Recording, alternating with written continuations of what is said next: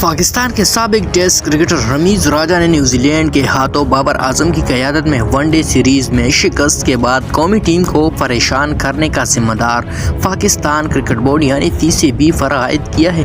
जुम्मे को कराची में तीसरे वनडे के अख्तिताम के बाद बात करते हुए रमीज राजा ने कहा कि मैदान से बाहर मसाइल पाकिस्तानी टीम को मुतासर कर रहे हैं। रमीज राजा ने अपने ऑफिशियल यूट्यूब चैनल पर कहा कि ऑन फील्ड कारकर्दगी बदकिस्मती से ऑफ फील्ड हंगामा खेजी की अक्कासी कर रही है।